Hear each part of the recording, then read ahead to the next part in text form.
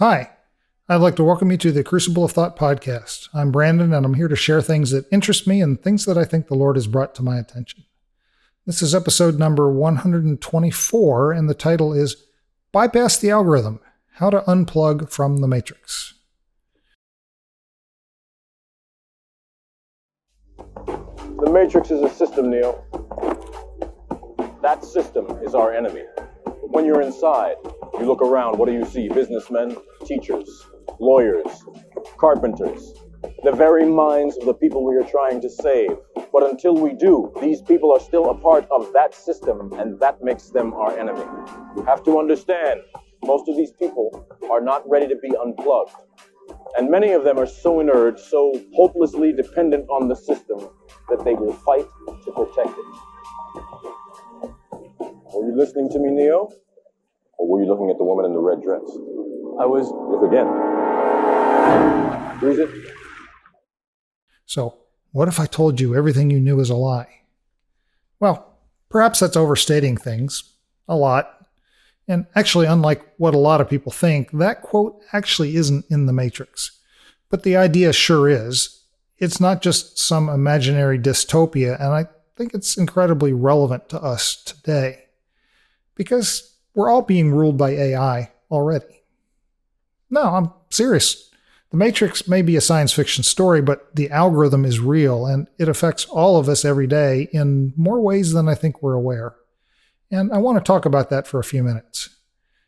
We tend to discount AI as being an immature technology, maybe mostly just useful for compiling information and spitting it back out in new forms, but that kind of software is already hard at work on almost every news or social feed with which we interact today.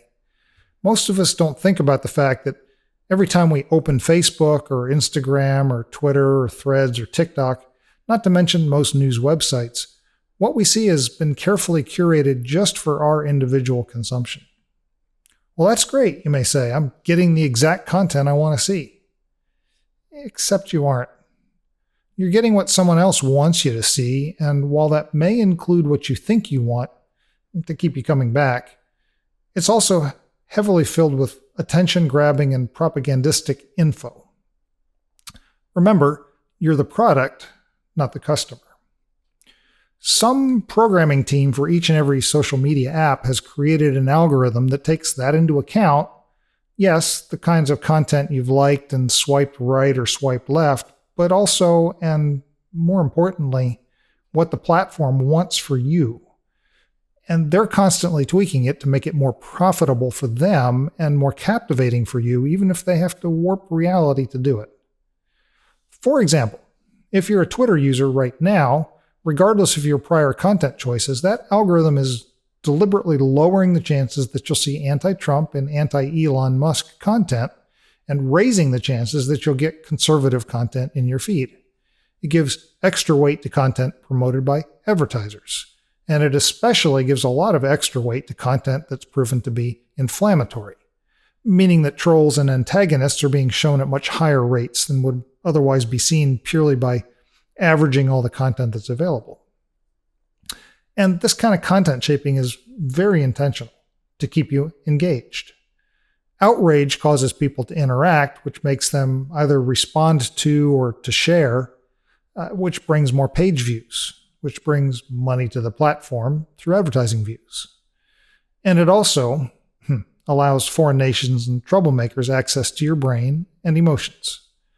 Troll accounts can easily pollute our feed by crafting content that encourages interaction and can use that ability to shape our national discussion and arguments. Social media has given the enemies of our nation unprecedented access directly into our minds and our national dialogue. Let me switch gears for a moment and share a bit of my personal story here. For decades, something like 40 years, I swam in a sea of conservative thinking without understanding exactly how specifically my worldview was shaped by that sea of thinking.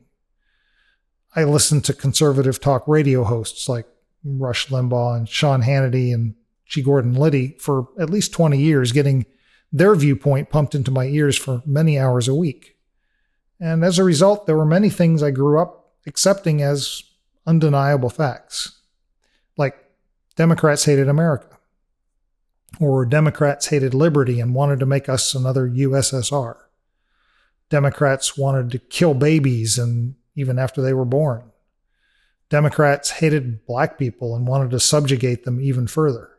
And of course, Republicans were the only ones that had an answer to society's problems. And the trickle-down economy was the only way to save America's future. Welfare was inherently evil. Any form of public assistance was a step on the slippery slope of communism. Obamacare was a devilish plan to take away medical choice and bankrupt our nation. Cutting taxes on the wealthy was the way to build the American economy. Climate change is a complete hoax, and it's a plan to bankrupt American businesses and take away people's choices of cars and appliances. More fossil fuels was the only way to provide inexpensive power to drive the economy. It never really occurred to me that rational, thoughtful, moral, upstanding, good-hearted people could disagree with any of those points. I mean, once back in college in the late 1980s, I met a Democrat who called himself a Christian, but he was surely an outlier, and I quickly discounted his credibility in my mind. I was quite convinced that only Republicans could truly be Christian and truly care about America. But because of what happened to me in 2018 through 2020, I began to see that this sea of assumptions and values and beliefs was very one-sided. Now, I honestly don't care much at the moment about whether you and I may disagree on any of those specific beliefs. My point is that I was so deeply immersed in one particular kind of media consumption that I never heard any of the careful and thoughtful rebuttals and counterpoints to those dogmatic assertions. And that was way back before social media. But whatever media empire we followed, be it Rush Limbaugh or NBC News, deliberately shaped the story we were being fed day after day. Back then, it was people doing the shaping, while today it's the algorithm designed by people. Well, now that I'm on the other side of the Republican-Democrat political divide, I've seen that while there are good arguments for those conservative talking points, there are also good arguments against them. And so when I approach the table for a political discussion, I now come with a much richer, broader, more well-informed set of data and reasoning.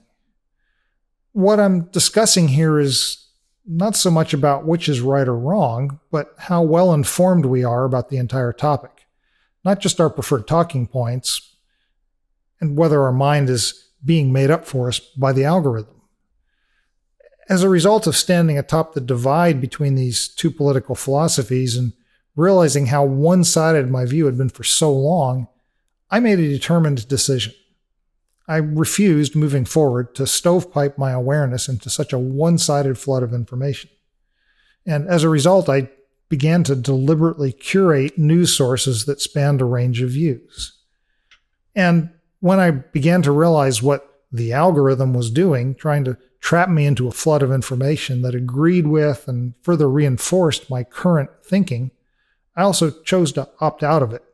I was unwilling to let myself be dragged down a narrow view of politics again. But opting out didn't mean stop using social media or throwing away my cell phone or my computer. Instead, it means choosing how to interact with media to minimize the effects of the algorithm. So here are some things I've discovered about the various social media and news sites and how I use them, and I hope that will be useful to you also. So let's start with Facebook. Facebook defaults to a curated view that it selects from posts by your friends and your followers, and the more you interact with people, the more of their content you'll see. But it will also tend to suppress certain types of content you don't want to see based on the things it knows about you. The algorithm will often show you specific things from people over many weeks before, over and over, until you interact with it in some way because they really want you to see it. Others will never appear. If you're a liberal and you tend to hide conservative content, it will do that for you, and vice versa. Your friend may have posted something you'll never ever see unless you visit their profile. So you'll miss many things that some people post. if you visit each person's profile, you'll probably see quite a few things that you hadn't seen before. And naturally, mixed in with all this content are many ads. Because Facebook carefully designs its feed to keep you scrolling further and further and further down to see if your friends have posted anything new, so that you see more and more ads. And it'll interject some random things of the same kind that you already see, hoping you'll add them to your friends or follows list. There is, however, a way to bypass this algorithm. Switch to the feeds view. So if you click your profile image and then tap the feeds link, now you'll see an algorithm-free view sorted by most recent, chronologically, of every item posted by everyone you follow.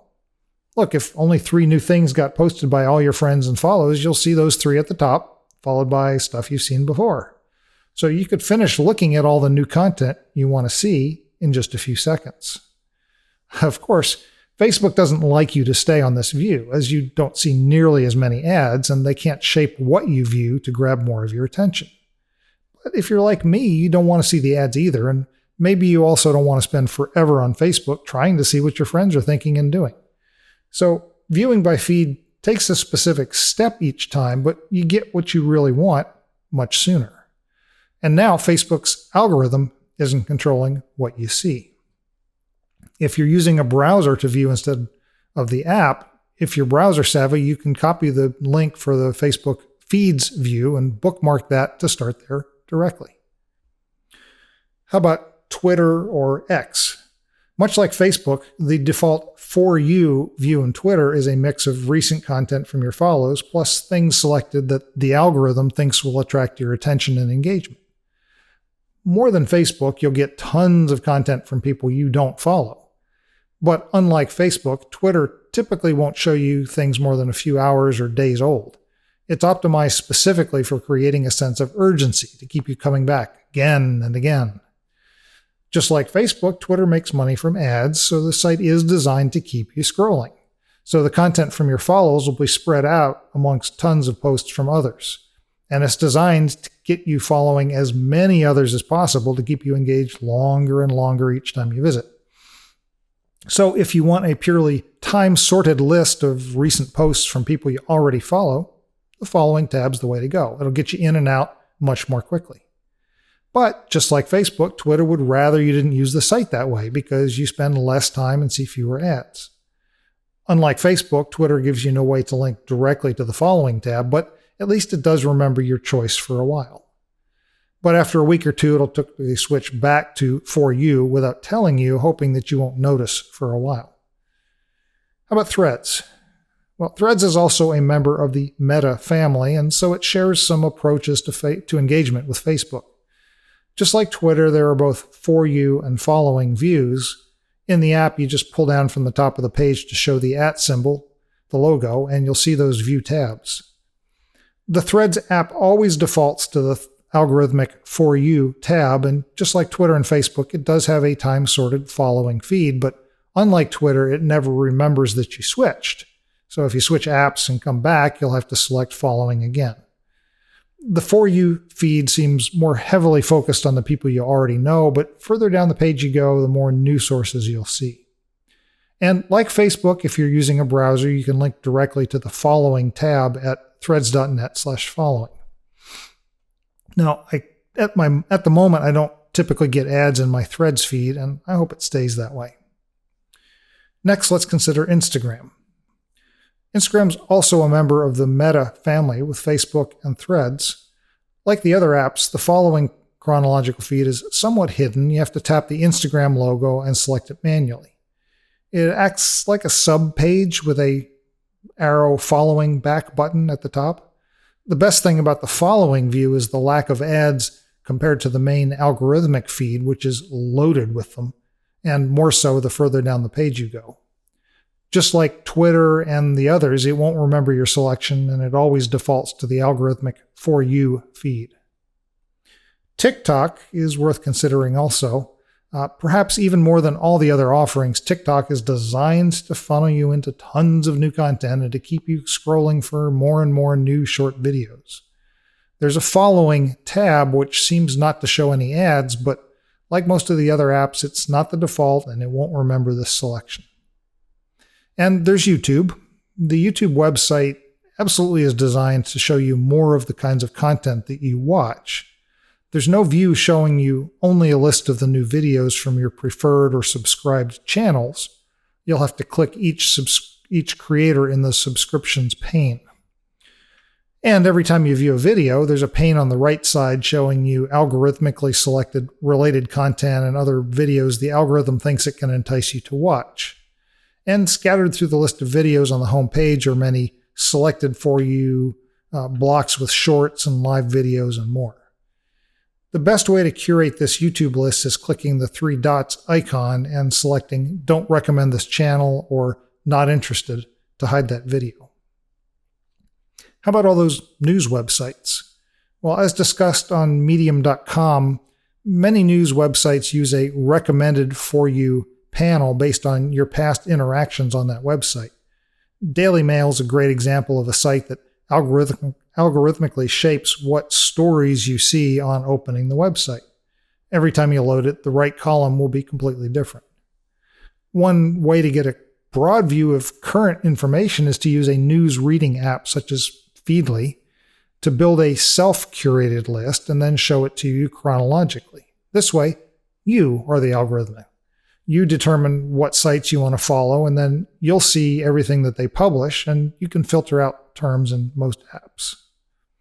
Of particular value if you're trying to see a balanced view of news and events from sites like allsides.com or ground.news, which collect stories from all different political positions and provide hopefully unbiased assessments of their political slant and give you a chance to consider more than one viewpoint. Foreign news sites are also useful for expanding your horizons. There are several non-American websites which look into American affairs and provide less slanted views of our news.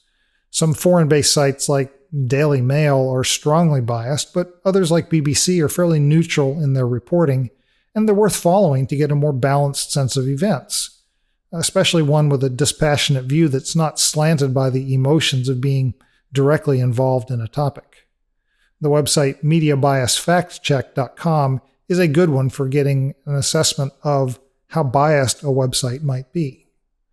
Now, there's nothing wrong with using a deeply biased site for getting news, as long as you're keenly aware of its biases, and you're getting a counterpoint to that bias somewhere in your feed.